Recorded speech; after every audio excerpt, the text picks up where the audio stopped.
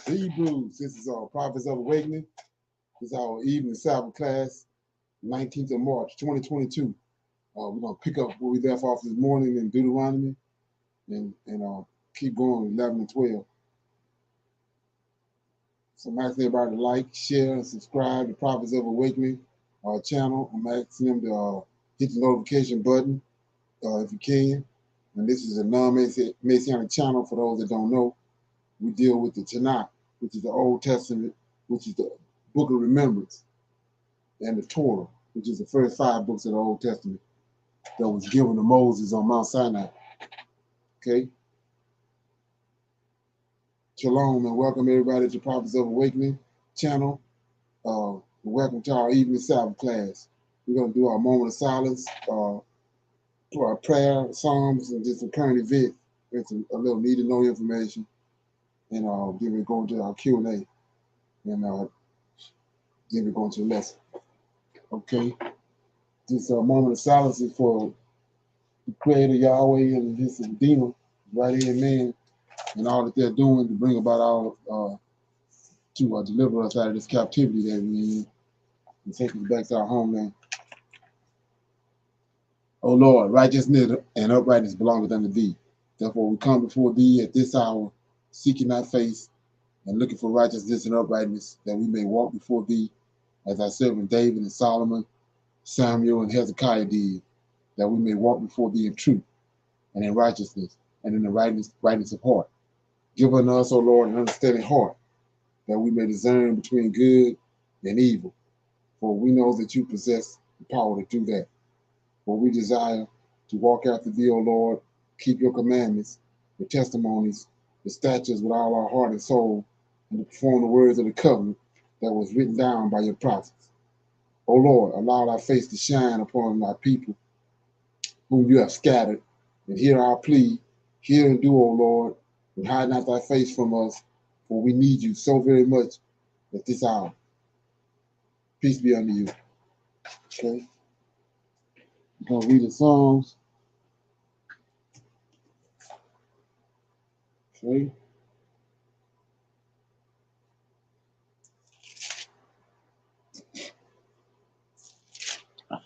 Okay.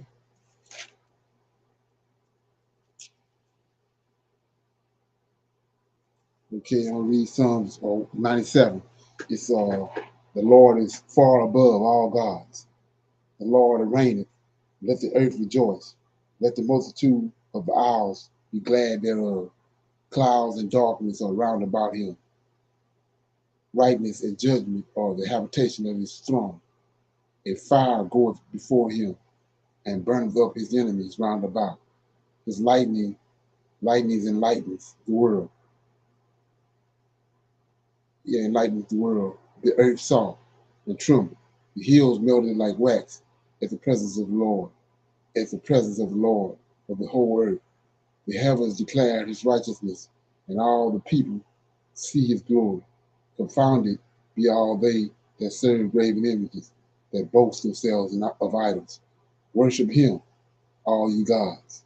Even Zion heard and was glad, and the daughters of Judah rejoiced because of thy judgments, O Lord. For thou, Lord, art high above all the earth. Thou art exalted, far above all gods. Ye that love the Lord hate evil. He preserveth the souls of his saints. He delivered them out of the hands of the wicked. Light is sown for the righteous, and gladness for the upright in heart. Rejoice in the Lord, ye righteous, and give thanks at the remembrance of his holiness. Okay, everybody got any comments on that? Okay, so what came to my mind was, it says in the verse 4 and 5 says, "His lightning and lighted the world, and the earth saw it and trembled. The hills melted like wax at the presence of the Lord, at the presence of the Lord of the whole earth." So the two things in there that stuck out, on Mount Sinai, when he came down on Mount Sinai, the cloud said the whole mountain went to quaking and melted. So what you're looking at, it erupted. He came down on it, it erupted, and lava and all that flowing down. But at the same time, he says that it tells you right here, when you understand what's going on, verse 5, the hills melted like wax at the presence of the Lord, at the presence of the Lord of the whole earth. Make a point to tell you of the whole earth. Okay? Is there something? Anybody got any comments on Psalm 97? Okay. Okay, so with that being said, we're going to move on to current events. Anybody got any current events?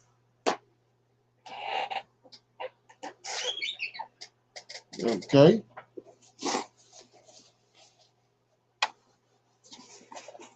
Can y'all hear me? I hear you. Okay. So I'm on current events, right? So I'm gonna go with that first. Got a couple of them to show. Okay. Okay.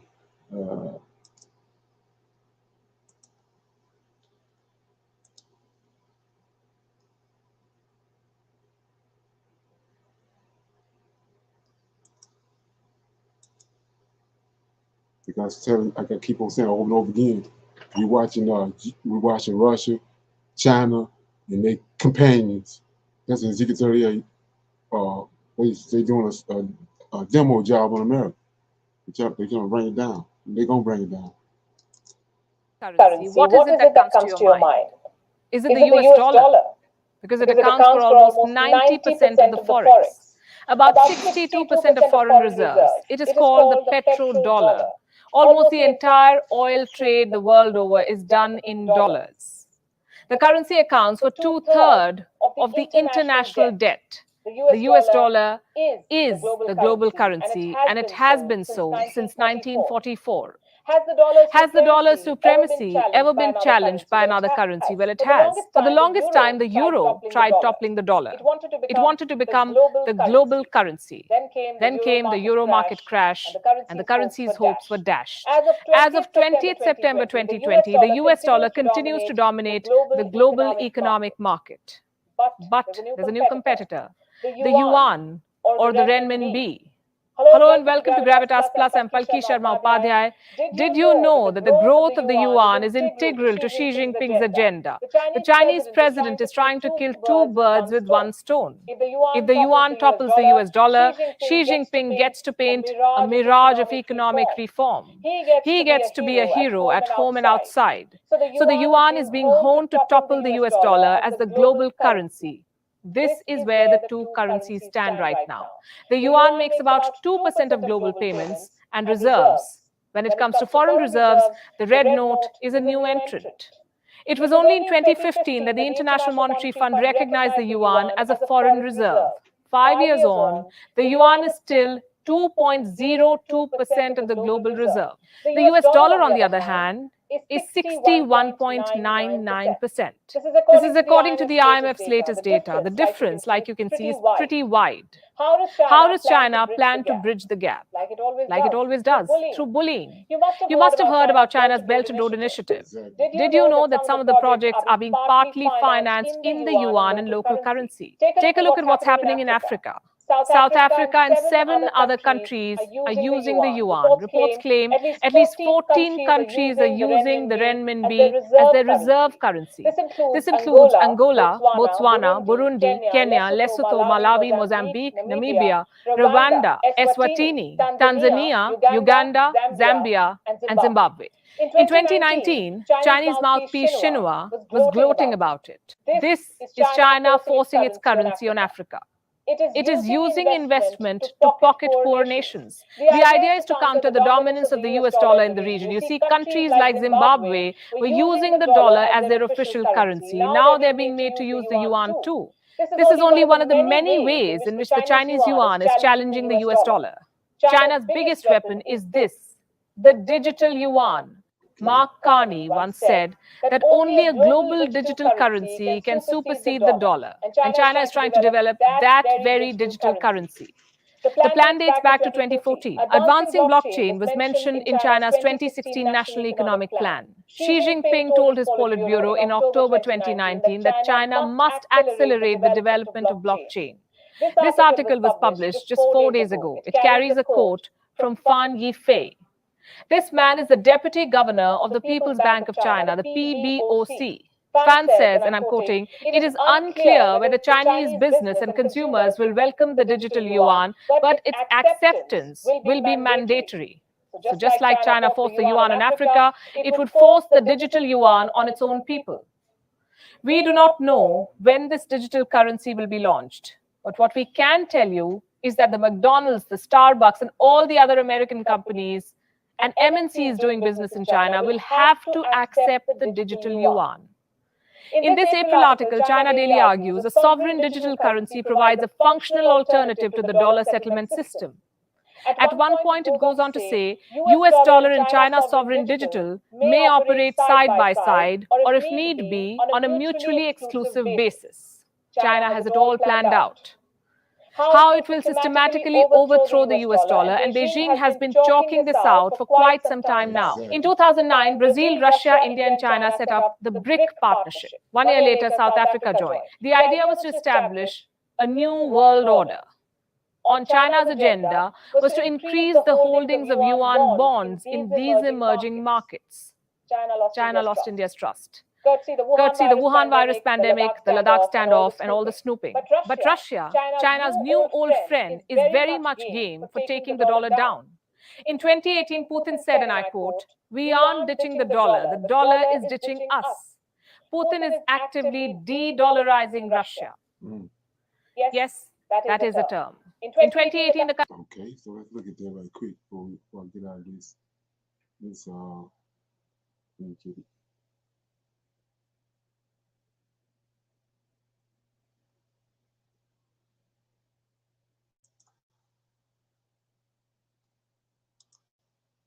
In 2009, Brazil, Russia, India, and China set up the BRIC partnership. 1 year later, South Africa. Okay, see there were 4 countries. Now, when you listen to the news, these the players right here.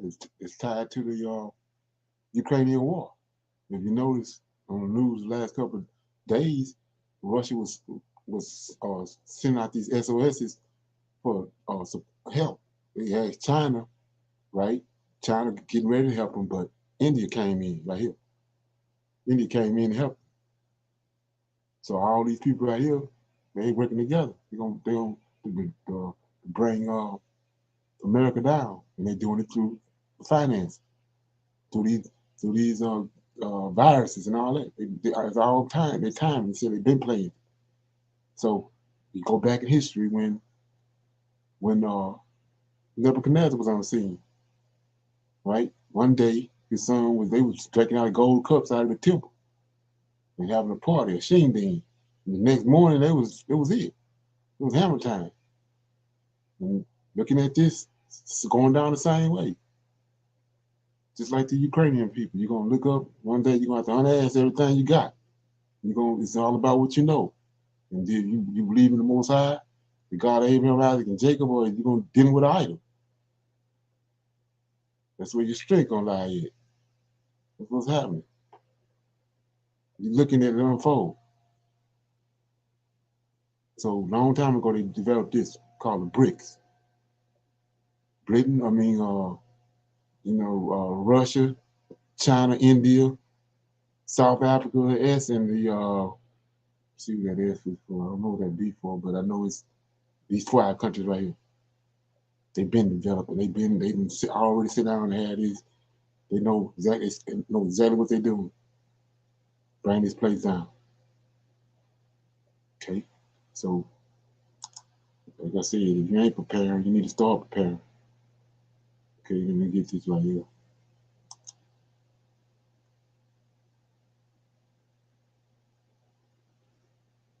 Right, exactly. Exactly what it is. Okay. We got another one. This is sort of pertaining to the same thing. Just shining the light on it. Okay.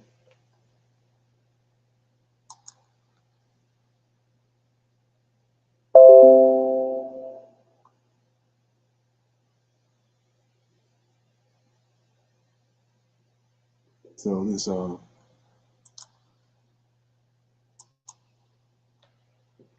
Can you see that?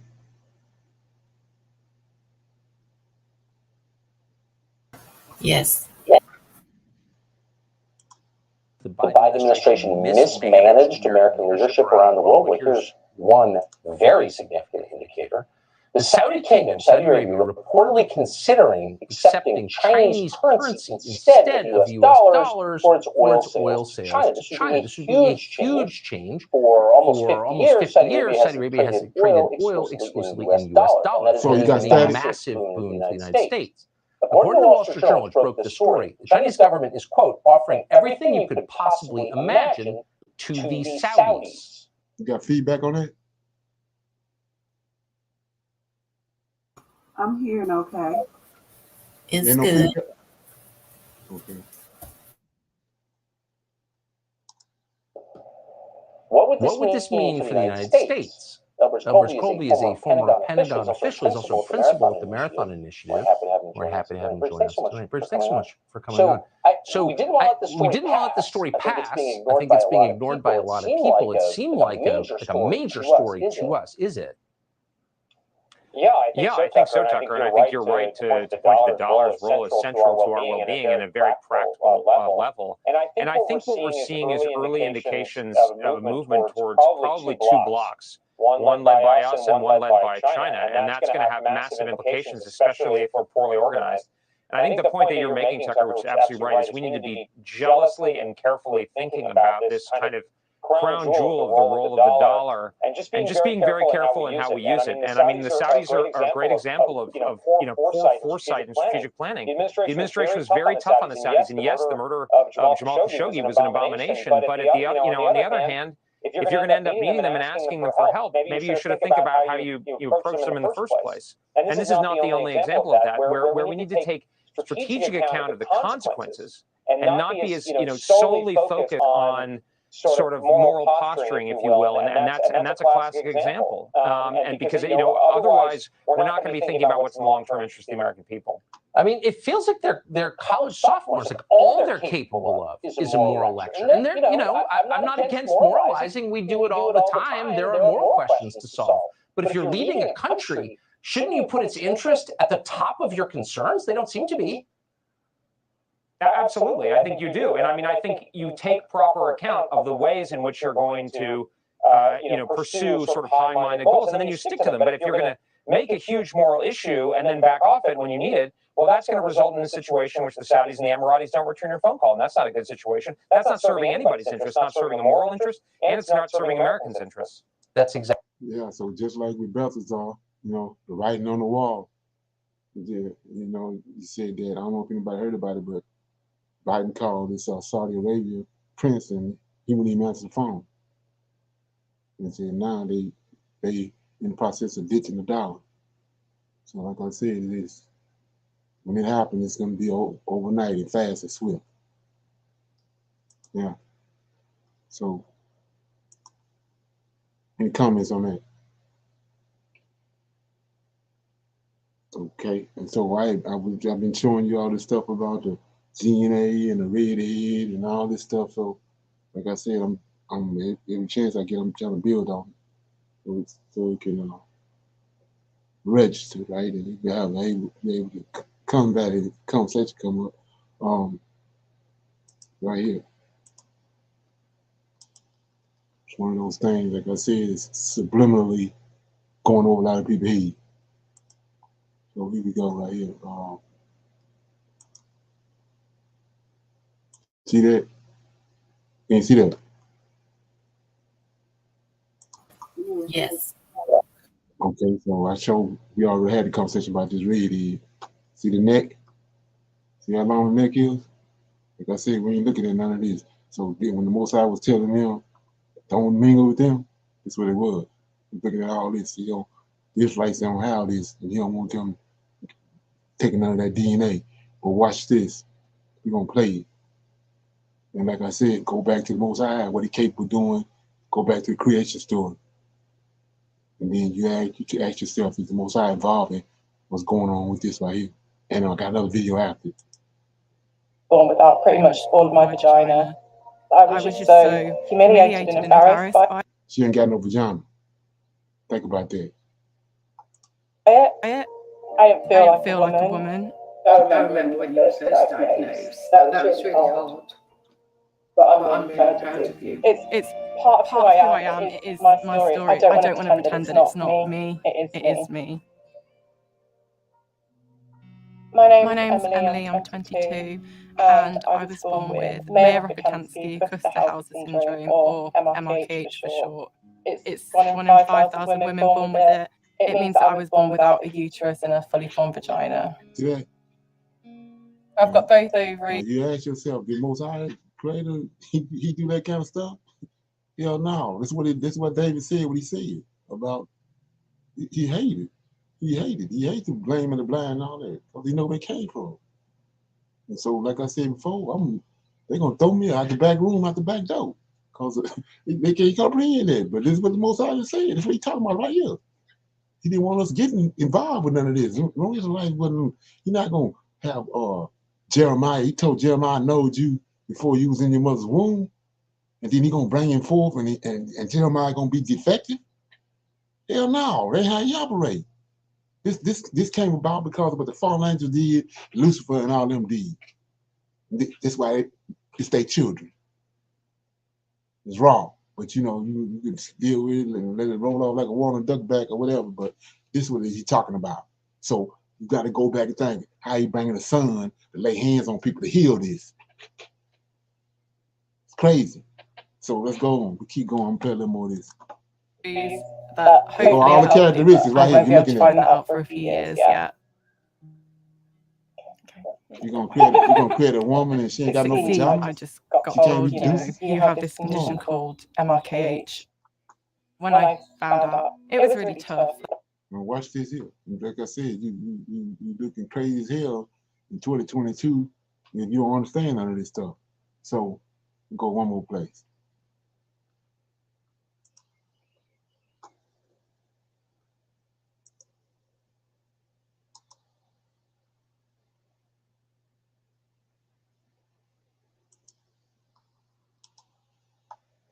Put your shoes on, cause yeah, we're going in. So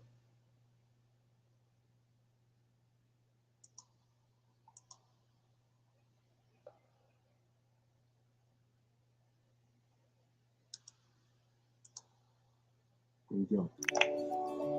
Let's be honest, no matter how many twins we've come across in our lives, it's always super interesting to meet two identical siblings. From the same hair color to similar facial features, identical twins are definitely noteworthy. But what about those sets of twins that are truly unique and one of a kind? Among the 8 billion people living on Earth today, there are sets of twins that stand out from the crowd, from sharing certain organs to different skin tones. Let's take a look at some of the most unusual twins who were born different.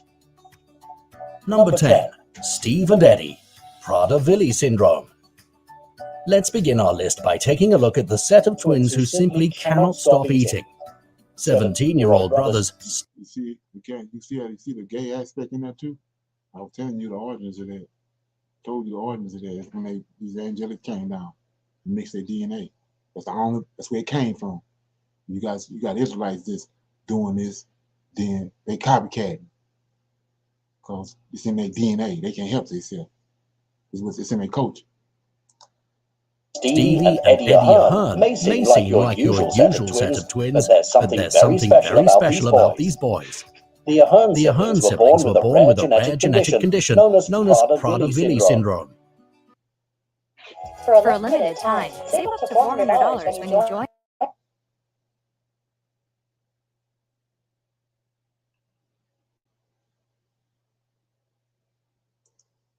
Diagnosis is why the twins are eternally hungry all the time. Unable to satisfy their hunger, Steve and Eddie are also prone to violent outbursts. Their mother, Diana, has done everything in order to keep her boys safe and to adapt to their rare condition.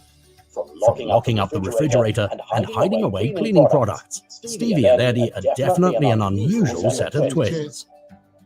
Number 9. Rosemary and Christina, Albinism. Up next at number 9, it's the set of twins that are both unique and fashionable. Meet the 26-year-old twins. Something wrong. So we're gonna tell you that Noah was albino now. Come on. Rosemary and Christina Alubankudi. The New York City natives were born with a skin pigmentation disorder called albinism. Not only is the condition somewhat rare in the medical world, but to encounter a set of twins with albinism is a truly extraordinary occurrence.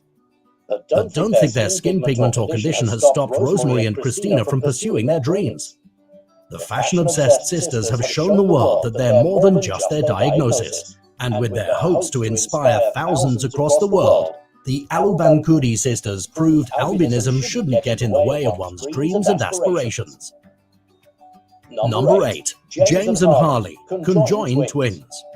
Coming in at number 8, it's the 5-year-old brothers who made headlines across the world. Ever since the twins James and Harley were born, they've gained massive recognition in the medical world. You see, these brothers were born conjoined at their abdomen. Even though these boys shared a few organs, brilliant minds at the Children's Hospital of Fudan University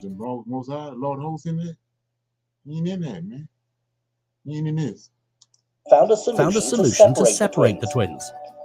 Using brand new 3D technology, doctors and surgeons printed a model of the twins' bodies. Thanks to these medical advancements, young twins James and Harley were successfully separated through modern technology and solutions. Number 7. Nellie and Neve, Craniopagus twins. Speaking of conjoined twins, now let's take a look at the 21-year-old sisters Nellie and Neve. The Coles. So we're gonna leave it alone. So the thing I'm trying to get you to register in your mind is the fact that he ain't sent no JC to fix it. JC can't fix that. That's something that fallen angels did. You know, 200 came down. They introduced that to the world. JC can't no JC no nobody can't. They can't come fix that. David, Hezekiah, and they can't come fix that. They ain't got nothing to do with Yahweh. So. But Christianity, bring all that into play. You know what I'm saying? Christianity bring all that, like I said, all that magic and all that, they bring all that into play. And we ain't looking at it's breaking down your defense system and your mental capacity because you're going for it. But the Most High told them don't deal with them because of that. Because of what the angels did when they introduced that to the world.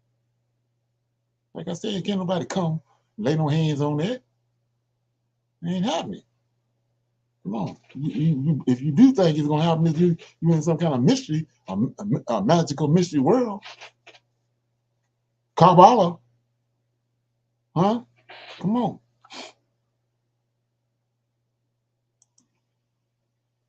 So long, bro. Okay, any comments? We're going to move on. All right, put that out there. I was talking to one of my friends from a while ago, and I was just talking about the just the state of everything today with the with the pending crisis with Russia, Ukraine, and how the United States is going to be impacted, and they were just kind of, I guess, just talking about the concerns and your money in the bank and all this stuff like this. Right. And we're just talking about, I think he said that the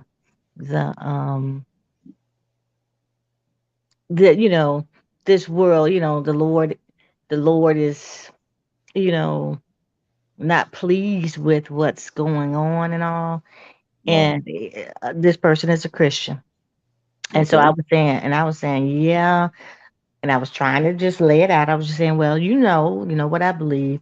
And, you know, the Lord is not pleased with the United States because this is a nation that's worshiping idols. It's not worshiping, the true God, the true Lord. Right. And, quickly got off the phone, but it's just like you can't, it's like, well, yeah, yeah.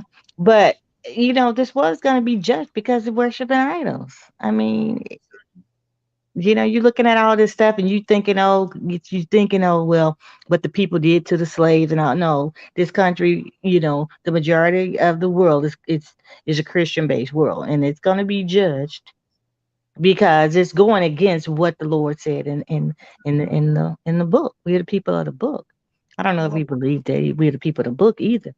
But I just had to let them know. I was like, you saying all this stuff like, what people have done and Christopher Columbus and all the slavery and all of this. No, this whole country, majority of this country are worshiping idol. This Right. is what it is. Ain't that something? Oh yeah, and they like I said, they don't, they can't comprehend that when you start laying it out because it's not part of their, it's not part of their psychic or what they've been told or what the conclusions that he came with, in their life. Yeah. So with that being said, I'm gonna play this right here about oh my bad. Okay.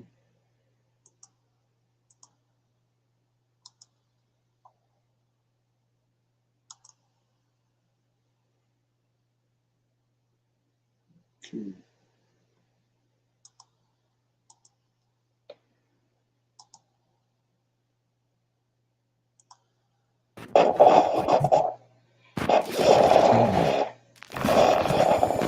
The last time we discussed Jim Clyburn, he had just got done securing about 17 acres of land for the Catawba Indian Nation through his bill H.R. 1619, better known as the Catawba Indian Nation Lands Act. Now, for the record, let me add that the Catawba Indian Nation was one of the most notorious groups of... So like I said, look at him. That's what we ain't doing.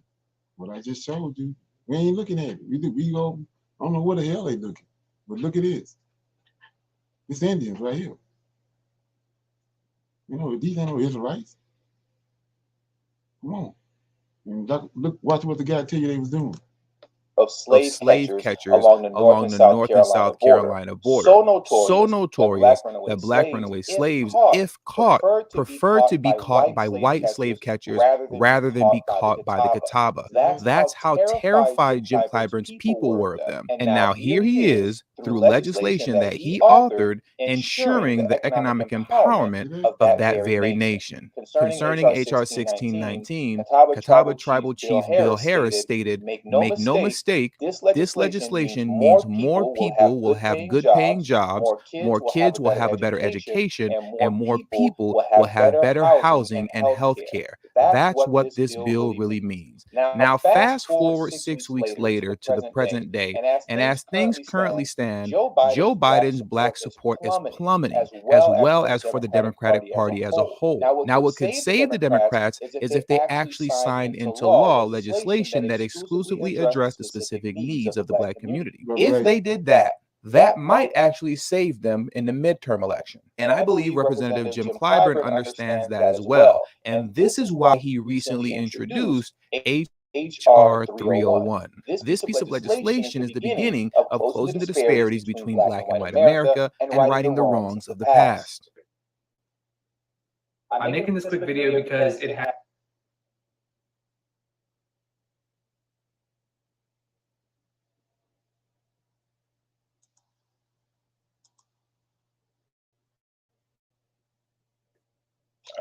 So recently, I have been reflecting on. So you're gonna be the first one on Sunday. You're gonna be the first one in church. Huh? And everybody gonna be following behind him because you're a senator, right? But he don't have no knowledge. He throw it on the road. This has been going on for 400 years. You got the wrong Negroes in front of us that they don't know the Most High. They don't understand nothing about him. They're going by what they've been taught. It's all ridiculous. So this the first thing got to go right here. This the main system. This a roadblock. Like the Most High said, kicking against pricks. Okay? This whole notion of what Benjamin Franklin reported to have said when he was asked what he and the founding fathers had wrought. He's reported to have replied, "A republic, if you can keep it."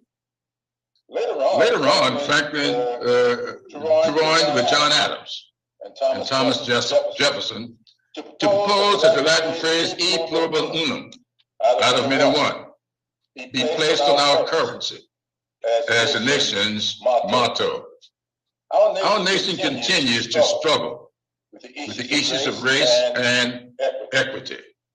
The threads of our fragile democracy are fraying, and as the people's representatives, it is incumbent upon us to make every effort to heed Franklin's words of concern and his and Adams and Jefferson's expression of unity. It is our responsibility to demonstrate, not only with our words, but by our actions. You can quote Ben Franklin and Charles Thomas Jefferson and all them, the Meadamites, but you can't quote nothing about what his forefathers said. You can quote that.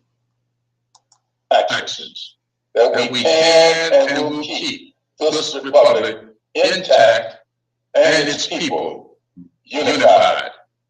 That is why I introduced H.R. 301 to designate the iconic hymn, "Lift Every Voice and Sing," the national hymn of the United States of America. Enshrine and lift every voice and sing as our national hymn will be one such substantive step forward. What? Bro, what are you talking about, man?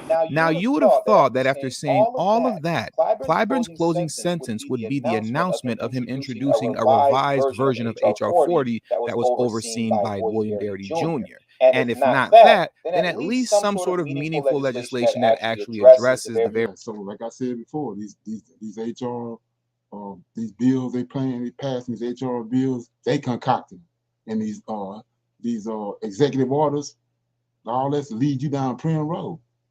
Ain't Most High ain't in that. They dictate what's going on by with these HR bills and these executive orders. What the Most High is doing is in the scriptures and in these books that he hid from us. Okay. Any comment? Okay. He should have felt stupid sitting there. He looked stupid sitting there saying that. Yeah, right. He should have just kept that, just put that out in a written document. For him to sit up there and be a puppet like that, that's ridiculous. Okay. And then some. Okay, we're gonna go to this little video here. It's the topic I wanted to bring up, and then I'm gonna read Deuteronomy 11, 12. Okay,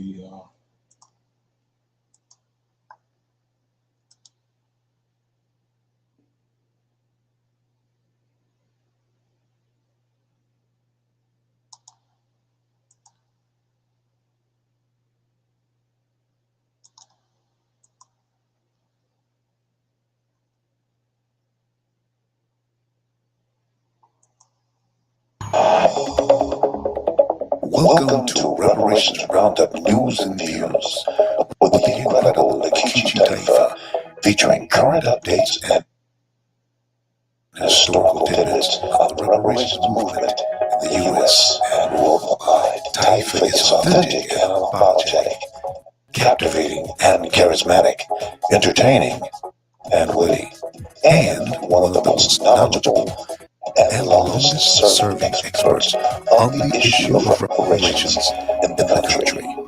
Now here's your host, award-winning author and attorney, Nikichi Taifa.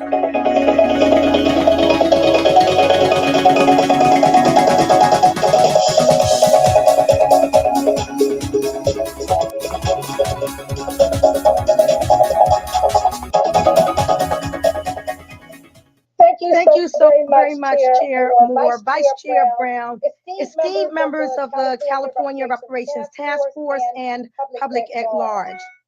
I'd like to start out by saying that what the state of California is engaging in right now is history in the making, and your efforts as the first state to establish a commission to study and develop reparation proposals is to be loudly applauded. I'd like to know if you can see me on the screen right now. Yes, I do. Okay. So notice how she said that California, they're the first one to develop the reparation, actual reparations committee, and they also already evaluating and cross-examining reparations and how to go about it and all that. So notice how all this stuff working simultaneously. I showed you what Russia and China doing and all that. It's all working simultaneously to bring it to a head. You know, and most high, when Russia and China do their thing, this gonna come to a head too. It's all gonna come to a head, like I said, overnight. So you should be already preparing yourself and trying to wrap your mind around it, because we right on top of it. Presentation will reflect on the history of the reparations movement in the United States. I have been actively working on issues involving reparations since 1975, at a time when the topic was not popular, when it was on the fringes, not fashionable. It was a time when one would be branded as a militant, which I was, or revolutionary, which I was, or just plain crazy, which I was not. So it gives me much pleasure that today some of the leading minds in this country are promoting the right to and the need for reparations.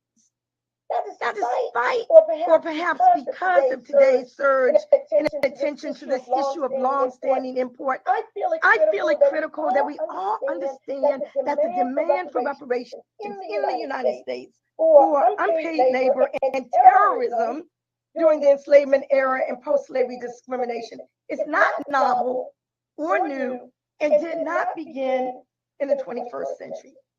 The claim did not drop from the sky with Ta-Nehisi Coates' brilliant Atlantic magazine article, The Case for Reparations, or for Randall Robinson's impassioned book, The Debt, What America Owes to Blacks, both of which galvanized the issue in different decades and thrust it into national conversation. Talk about reparations did not start with Hannah Nicole Jones' article in the New York Times or because of threads on Twitter. Indeed, there has been no substantial period of time when the call for redress has been neglected.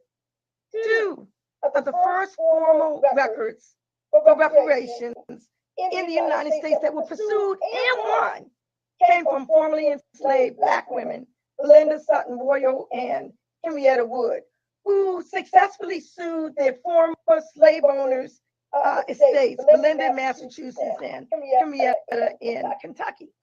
At the end of the Civil War, newly freed Black leaders worked closely with General Sherman in fashioning the concept of 40 acres, which he incorporated in his special field order number 15, only to have the critical compensatory provision stripped by President Andrew Johnson. In 1898, Callie House and Isaiah Dickerson spearheaded the first mass-based reparations movement in the United States, the National Ex-Slave Mutual Relief Bounty and Pension Association. The organization embraced 600,000 dues-paying members seeking compensation from federal agencies in the form of pensions for the aging persons.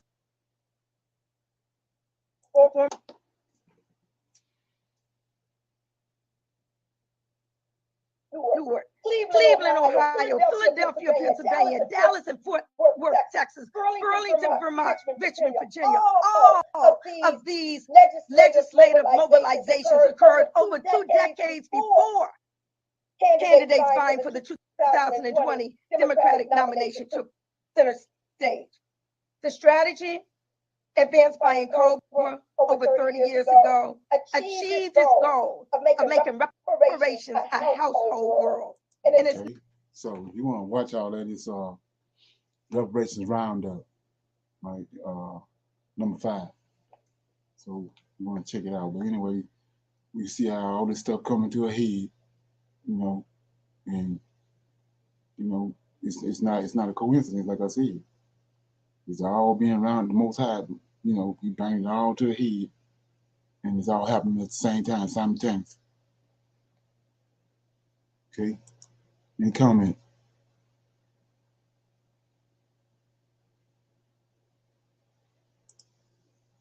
Okay, so I said I was going to read out Deuteronomy. I'm going to pick up where I left off this morning. I read Deuteronomy chapter 10 this morning, and so I'm going to read chapter 11 and 12. The title in my King James Bible for chapter 11 is The Greatness of the Lord. So it says, therefore shalt thou love the Lord thy God in his charge and his statutes and his judgments and his commandments always.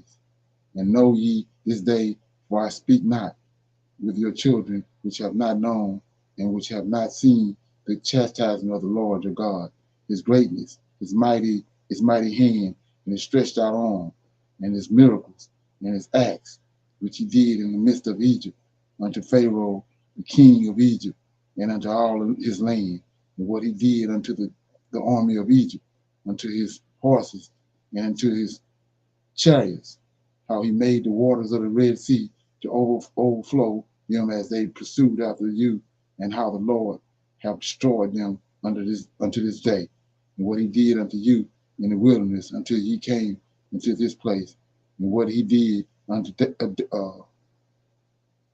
Dathan and Amram, I don't know how to say that, and the sons of Eli and the sons of Reuben, how the earth opened up her mouth and swallowed them up, and their households, and their tents, and all the substance that were in their possession in the midst of Israel. So, like I said before, it's 2 baskets of figs. So he told them in Jeremiah, he can't Nebuchadnezzar, and he took the good figs to preserve them to Egypt. But a lot of people looking over there, but he left the wicked fig there, and he destroyed them. Same thing right here. They came out of Egypt. Two natures, 2 baskets of figs. He wandered around in the wilderness until he got rid of the wicked. We got 2 baskets right now. Can't tell them shit. You break the scriptures down to them, they don't want to hear that. They got a mind and a heart to deal with the idols and with the status quo. So he says right here, in verse 6, and what he did unto, nothing new under the sun. He said he opened the earth up and got rid of them. Right? 7, but your eyes have seen all the great acts of the Lord which he did. So he's talking to a particular generation. This is our 4 parts. Verse 8, therefore shall ye keep all the commandments which I command you this day. So he ain't add none to it. All this happened, the foundation was laid back then, that ye may be strong and go on and possess the land, whether you go to possess it, and that ye may prolong your days in the land which the Lord swore unto your fathers to give unto them and to their seed, a land that floweth with milk and honey. For the land whither thou goest in to possess it is not the land of Egypt, for whence ye came out, where thou sowest the seed and waterest it with thy foot, as the garden of herbs. But the land whither ye go to possess it is a land of hills and valleys, and drinketh water of the rains of heaven, a land which the Lord thy God cared for. That the eyes of the Lord thy God are always upon thee, for the beginning of your years, even unto the end of your years. And it shall come to pass, if ye shall hearken diligently unto my commandments, which I command you this day, to love the Lord your God, and to serve him with all your heart and with all your soul. So I'm going to go back up here because, it's just going over a lot of people here. Verse 10 says, 10, for the land whither thou goest to possess it, it is not a land of Egypt. For when she came out of where thou sowest the seed and watereth it with the foot, as a garden of herbs. But the land whither ye go to possess it is a land of hills and valleys, and drinketh water of the rain of heaven, and a land which the Lord thy God careth for. Well, that tells me that's the Garden of Eden. He didn't plant but one garden that he took care of. See that? So anyway, 14, that I will give you the rain of your land in his due season, the first rain and the latter rain, that thou mayest gather in thy corn and thy wine and thy oil, and I will send grass in thy fields for the cattle, that thou mayest eat and be full. Take heed to yourselves that your heart be not deceived, and you turn aside and serve other gods and worship them. And then the Lord wrath be kindled against you, and he shut up heaven, that there be no rain, and that the land yield not her fruit, and lest ye perish quickly from off the good land which the Lord giveth you. Therefore shall ye lay up these my words in your heart and in your soul, and bind them for a sign upon your hand, that they may be as frontlets between your eyes. And ye shall teach them your children, speaking of them when you sit in thine house, and when thou walkest by the way, and when thou liest down, and when thou risest up, and thou shalt write them upon the doorposts of thine house and upon thy gates, that your days may be multiplied, and the days of your children in the land which the Lord swore unto your fathers to give them, as the days of heaven upon the earth. For if ye should diligently keep all these commandments, which I command you to do them, to love the Lord your God, to walk in all his ways, and to cleave unto him, then will the Lord drive out all these nations from before you, and ye shall possess a greater nation and mightier than yourselves, even places whereon the soles of your feet shall tread shall be yours. From the wilderness of the Lebanon, from the river Euphrates, even unto the uttermost sea shall your coast be. There shall no man be able to stand before you, for the Lord your God shall lay the fear of you and the dread of you upon all the land that ye shall tread upon, as he hath said unto you. Behold, I set before you this day a blessing and a curse.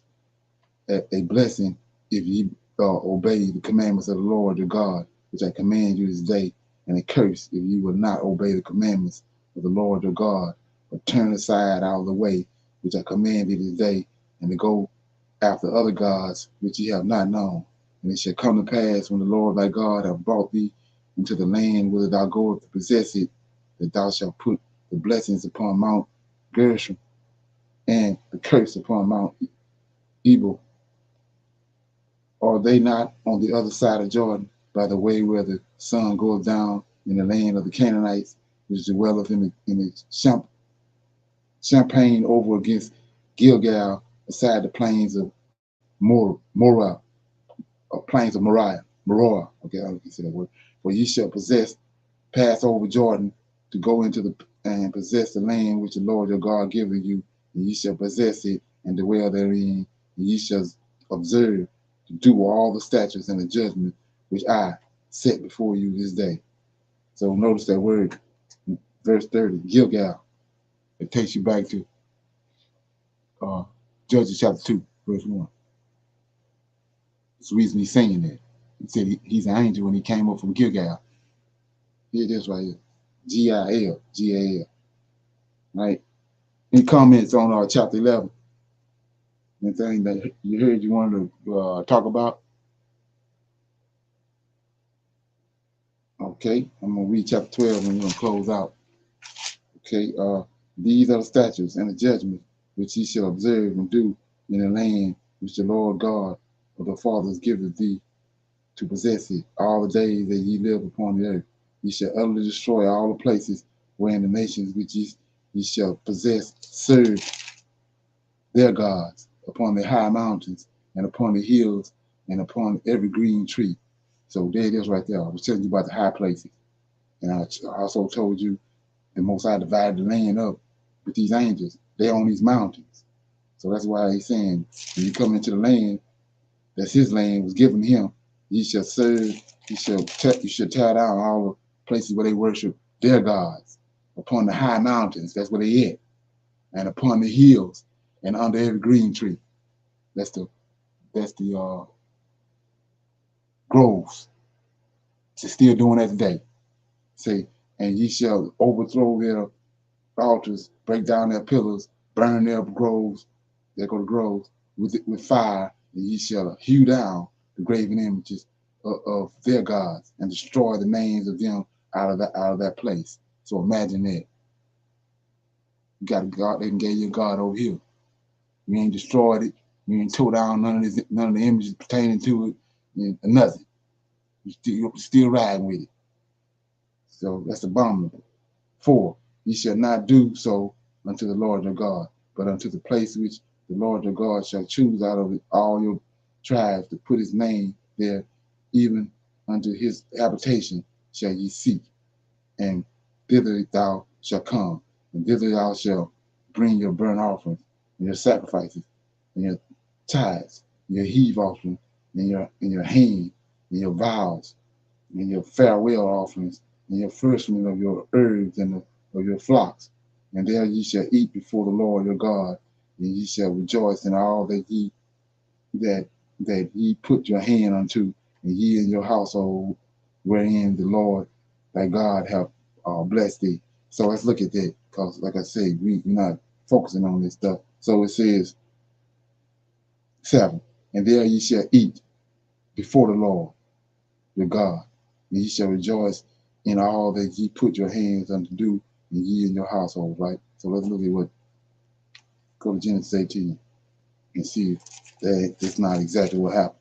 Because we got some other formulation now, man, what he talking about. But right here, through men came to Abraham, right? Right? It says, verse 1, the Lord appeared unto him in the plains of Mamre. He sat in the tent door in the heat of the day, lifted up his eyes, and looked, and lo, 3 men stood by him. And when he saw them, he ran to meet them from the tent door and bowed himself to the ground, right? Get down to verse 6. Abraham hastened. See that? Well, start at 4. Let a little water, I pray thee, be fetched, and wash your feet, and rest yourselves on the tree. This is what he's talking about over here in Deuteronomy. And I will fetch a morsel of bread and comfort ye your hearts. After that ye shall pass on, for therefore ye come unto your servant.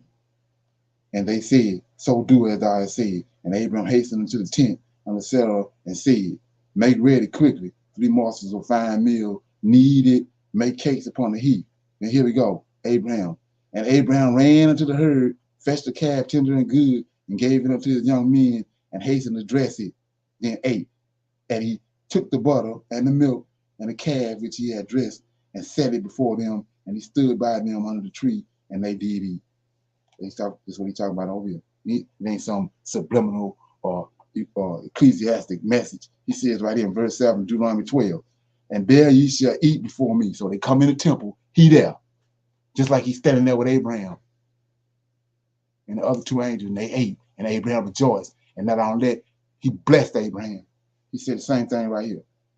And there shall ye eat before the Lord your God, and ye shall rejoice. It's just that it's a multitude eating with him, whereas it was just Abraham in Genesis 18. But they didn't came to the point where they're a nation now. They got a temple and all that. He in the temple, so they all coming to eat with him, just like Abraham their father did. But it's a barbecue. So anyway, he says, and there ye shall eat before the Lord your God, and ye shall rejoice in all that that ye put your hand to do, ye and your household. S. See? Wherein the Lord thy God have blessed thee.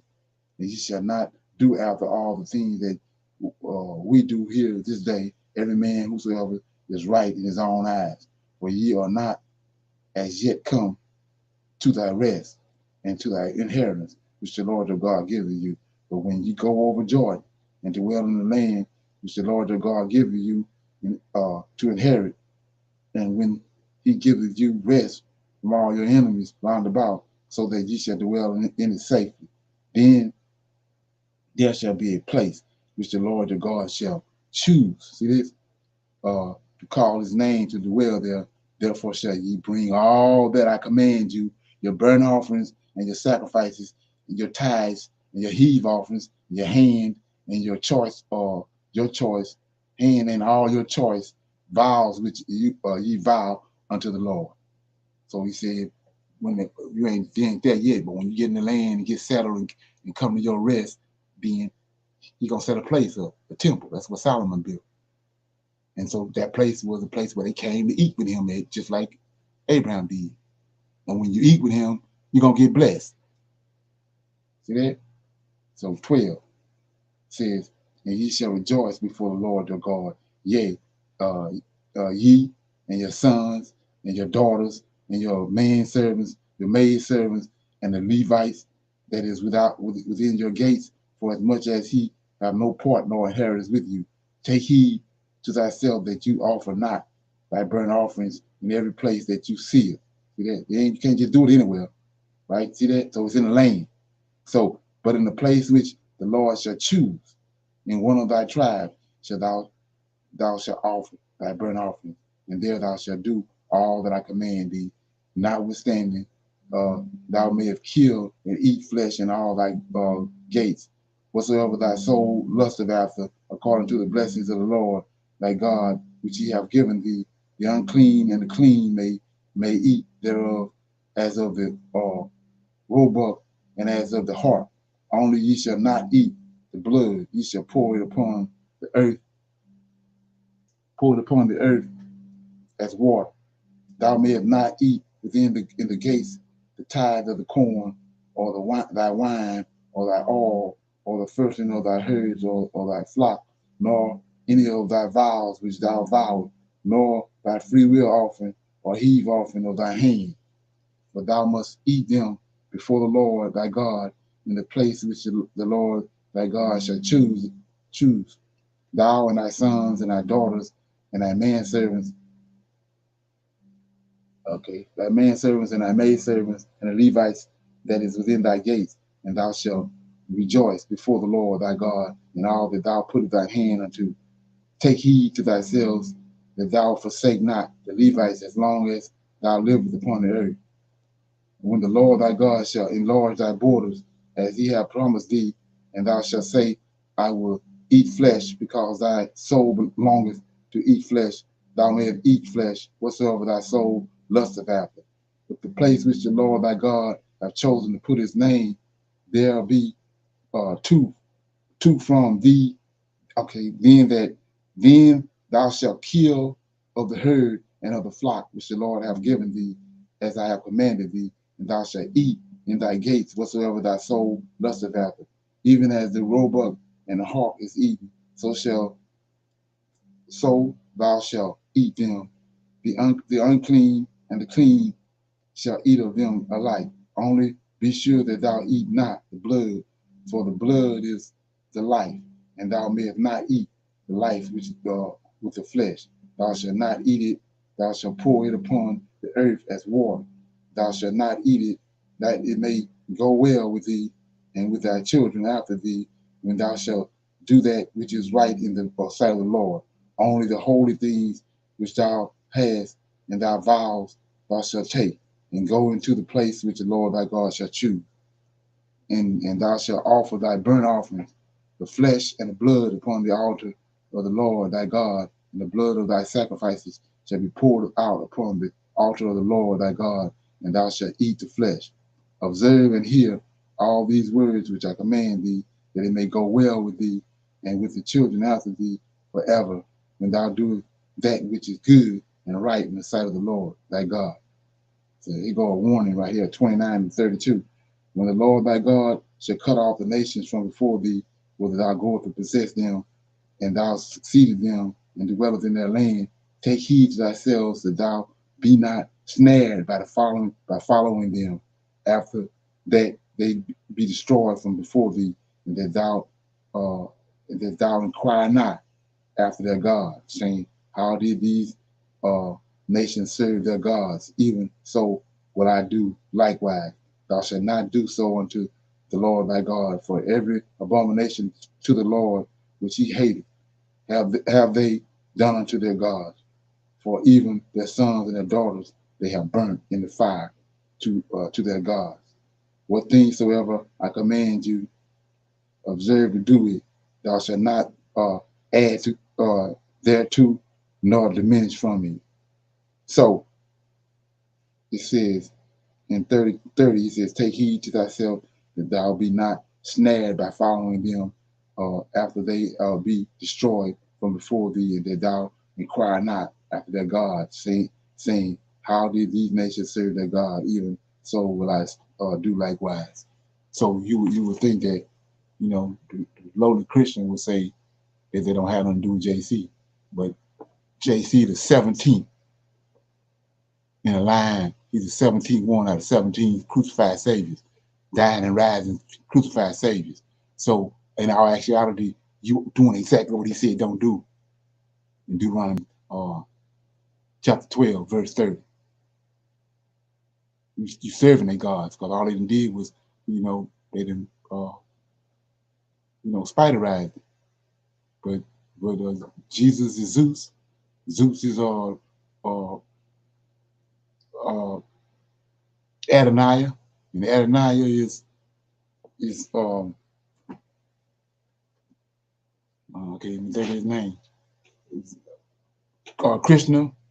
Krishna is Buddha. They all Horus. They all one and the same.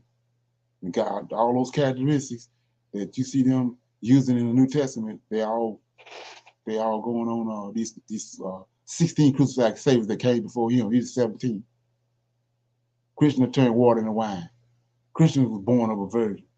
Horus was born of a virgin. Mithras was born of a virgin. So when in our actuality, when you get down to the when the rubber meets the road, you're doing exactly what he said don't do in Deuteronomy 12 and 30. What he commanded us not to do. These folks are hoodwinked it, but you doing exactly what he said don't do. And thinking you're doing the right thing. Okay. So anybody got any comments or questions about something before we close out? I was reading, the first part of chapter 12 over again, and the Lord was commanding them to, destroy the places, of these, pagan worships and so forth. Now they steady trying to build more, even during this, hard times and COVID and all of that. They still trying to build places, that just is not right. Right. Exactly. Mm-hmm. Right. That's the point about like I said, sometimes it may seem like it's being redundant, but you have to keep going back over certain things because that's what they're gonna do. I was telling you about the homosexuality and all that. It's raising its ugly head back up again because it's in their DNA, it's in their nature to do so, but it ain't in our nature.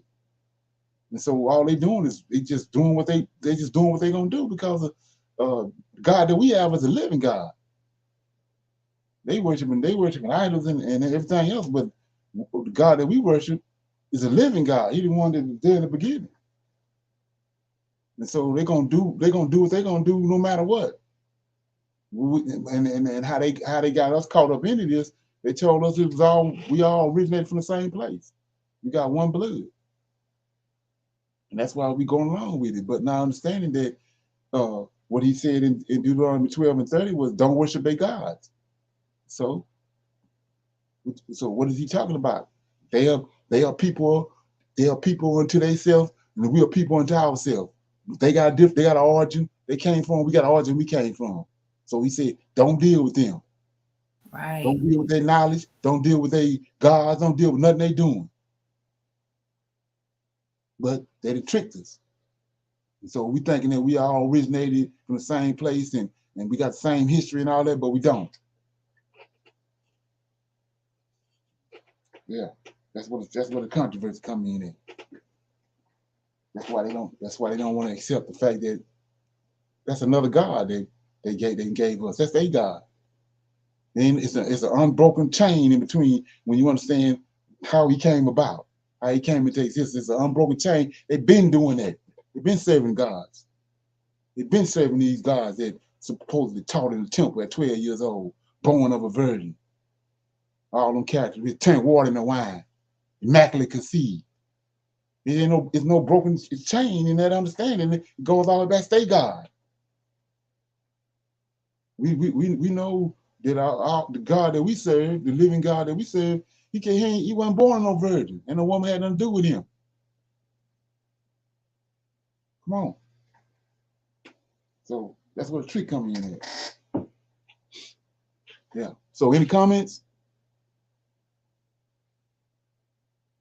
Okay. So I'm hoping everybody got something out of that.